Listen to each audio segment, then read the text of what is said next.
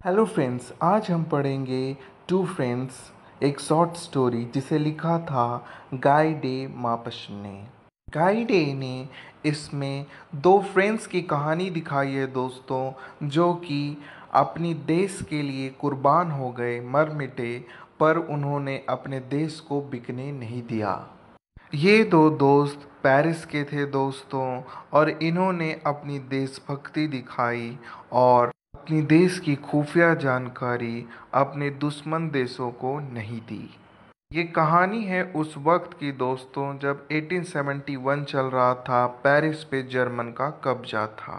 Short story को जानने से पहले हम गाय डे मॉपसन के बारे में जानते हैं, जिनका जन्म हुआ था 5 अगस्त 1850 फ्रांस में, और इनकी मृत्यु हो गई 6 जुलाई 1893 में। उन्होंने बहुत सारे शॉर्ट स्टोरीज लिखी, जिसमें से आपने कुछ ना कुछ पढ़ा होगा, जैसे कि the necklace, Boule de Suif और कई। इन्होंने अपने जीवन काल में कई मूवीज़ भी बनाई और उसमें पार्ट भी लिया, जैसे कि बेल एमे और ले पैलेसर। ये बहुत ही फेमस राइटर थे और इन्होंने टू फ्रेंड्स को 1882 में पब्लिश किया। टू फ्रेंड्स में मेन कैरेक्टर है दोस्तों मॉसे मॉरिशट और मॉशे चॉवेज। इन दो दोस्तों की ये कहानी है। कहानी की शुरुआत कुछ इस तरह होती है दोस्तों। जनवरी 1871 का समय है दोस्तों, जब पेरिस पे पर्शियन का कब्जा था, यानी जर्मन का। जनवरी 1871 की एक सुबह, जब मोनिशोर मॉरिशट कहीं जा रहे होते हैं, तभी वह एक आदमी से टकराते हैं जिसका नाम होता है मोनिशोर सॉवेज, जो कि उसका बचपन का दोस्त होता है दोस्तों। और वो जब मिलते हैं, तब वो एक दूसरे को पहचान कर बोलते हैं, मुझे भूले तो तुम नहीं, अरे तुम इतने सालों बाद मिले, आओ हम और तुम मिलकर कहीं बैठकर बात करते हैं। और वह बात करने दोस्तों रेस्टोरेंट में चले जाते हैं, जहाँ पे वो वाइन पीते पीते अपने बचपन के दिनों की बातें दोहराते हैं, जब फ्रांस पे जर्मन का कब्जा नहीं था। वो अपने बचपन के दिनों को याद करते हैं दोस्तों, और बताते हैं कि किस तरह जब पर्सिया पे फ्रांस पे पर्शियन का कब्जा नहीं था, जर्मन का कब्जा नहीं था, तब वो किस तरह फ्रीली बचपन में फिशिंग किया करते थे उस लेक पे, जहाँ पे आज जर्मन्स का कब्जा है। अपने बचपन के दिनों को याद करते करते वो कहीं खो जाते हैं दोस्तों, और समय खत्म हो जाता है, शाम हो जाती है, इसलिए वह चले जाते हैं।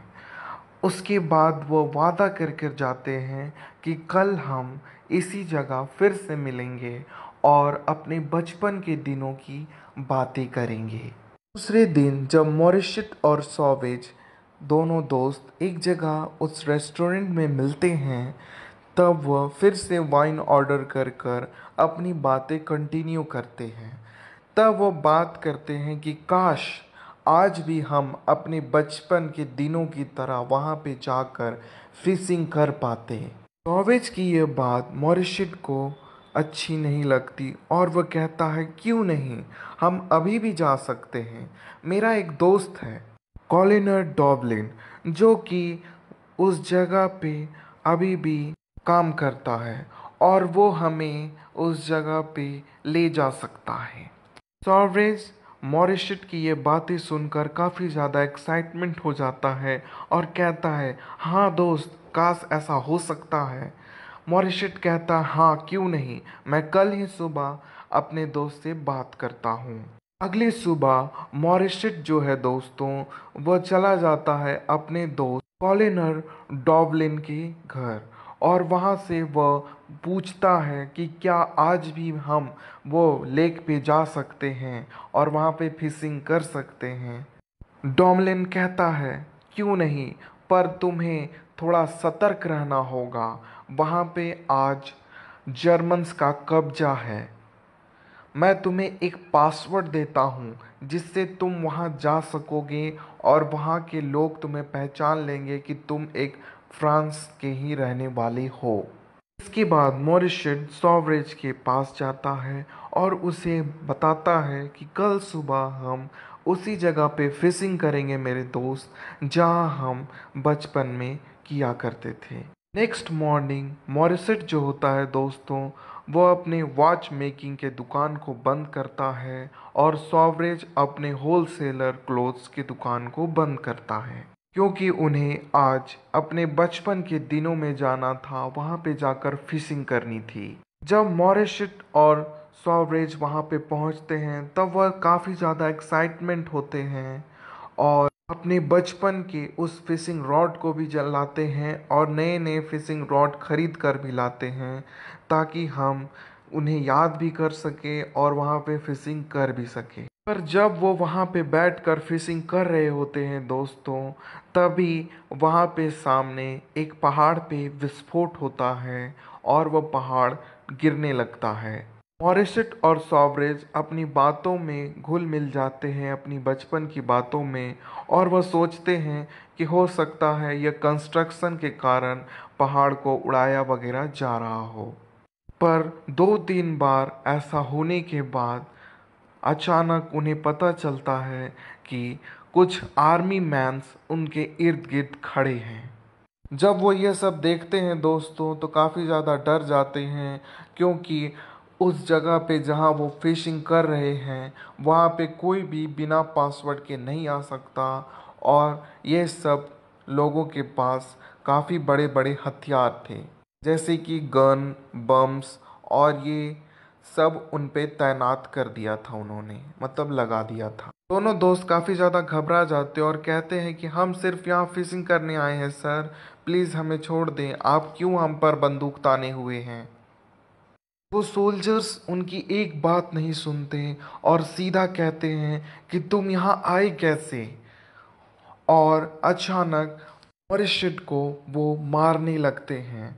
मॉरिशट को मार खाता देख सॉवरेज काफ़ी डर जाता है और उसे बचाने की कोशिश करने लगता है। इसके बाद वो आर्मी मैन सॉवरेज और मॉरिशट को एक शिप में बांध कर ले जाते हैं एक इस्लैंड की तरफ, और वहाँ पे ले जाकर उन्हें एक खंडहर पे रख दिया जाता है, जहाँ पे फ्रांस के आदमी लोग नहीं आते थे। वो सोचते थे कि यहाँ पे कोई रहता नहीं और ये हॉरर प्लेस भी है, पर ये कोई हॉरर प्लेस नहीं था। यहाँ पे जर्मनों ने, पर्शियनों ने अपना कब्जा जमाए रखा था। मॉरिशट और सॉवरेज वहाँ पहुँचते हैं दोस्तों, तब उनसे एक ही बात पूछा जाता है बार बार कि तुम वहाँ पे गए कैसे, तुम लोगों ने उस लेक पे पहुँचा कैसे, तुम ज़रूर एक जासूस हो फ्रांस के, जो कि ये देखने आए हैं कि पर्शियन या जर्मन कैसे अपना दिमाग लगा रहे हैं और वह कैसे हम पर आगे बढ़ते जा रहे हैं, हम पर कब्जा करते जा रहे हैं। सॉवरेज और मॉरिशट एक ही बात बार बार दोहराते हैं, नहीं सर, हम सिर्फ वहाँ पे फिशिंग करने आए थे और ये हम बचपन से कर रहे थे, इसलिए हम अपने बचपन को दिन की याद कर रहे थे, इसलिए हम आए थे सर, हमें छोड़ दें। तभी वहाँ पे जर्मन का एक खूंखार सोल्जर आता है, जो कि उनका बॉस होता है, और वो मॉरिशट और सॉवरेज से सिर्फ इतना पूछता है कि तुम अगर मुझे वहाँ का पासवर्ड बता दो जिससे वहाँ पे एंट्री किया तुम लोगों ने शांति से, हमें तो वहाँ पे हथियार लेकर काफ़ी बमबारी करने के बाद पहुँचे, पर तुम लोग आराम से वहाँ थे, वो पासवर्ड हमें बता दो, हम तुम्हें छोड़ देंगे। मॉरिशट और सॉवरेज समझ जाते हैं कि अगर हम उन्हें पासवर्ड बता दें तो वह चुपचाप वहाँ पे आकर फ्रांस पे और भी ज़्यादा खतरा पैदा कर सकते हैं और हमें गुलाम बना सकते हैं। उन्होंने इस वक्त दोस्तों देशभक्ति दिखाई और एक भी शब्द मुंह से ना निकाला, जबकि उन्हें काफ़ी ज़्यादा मारा गया। उन्हें रिलेटिव्स की धमकी दी गई कि अगर तुम नहीं बताओगे तो तुम्हारे माँ बाप, बच्चों को हम मार देंगे। उन्हें अलग अलग कमरे में ले जाकर अकेले में धमकाया गया ताकि वो कुछ तो बोले, पर उन्होंने अपनी देशभक्ति दिखाई, अपने देश के प्रति समर्पण दिखाया दोस्तों, और वो पासवर्ड नहीं बताया। इसके बाद उन्हें रस्सी से बांध दिया गया और कहा गया कि अब भी नहीं बोले तो ये जो सोल्जर्स देख रहे हो ना 10-12 तुम पर बंदूक ताने हुए हैं, ये सारे के सारे तुम्हें मार देंगे। सॉवरेज और मॉरिशट एक दूसरे की तरफ देखते हैं दोस्तों और कहते हैं, अलविदा दोस्त, अगर पुनर्जन्म होता है तो हम फिर मिलेंगे। वो इतना कह ही रहे थे दोस्तों कि वहाँ खड़े सोल्जर उन पे गोलियां चला देते हैं। अर्शद जमीन पे मुंह के बल गिरता है और वहीं पे खत्म हो जाता है। उसी तरह सॉवरेज भी वहीं पे गिरकर मर जाता है दोस्तों। और यह शॉर्ट स्टोरी यहीं पे ख़त्म हो जाती है। अगर आपको मेरी एक्सप्लेनेशन अच्छी लगी हो तो शेयर करें, लाइक करें और सब्सक्राइब करें। हमें दोस्तों स्टोरी से सीखना चाहिए कि किस तरह देशभक्ति दिखाई जाती है। जय हिंद। मैं आपसे मिलूंगा नेक्स्ट स्टोरी में, तब तक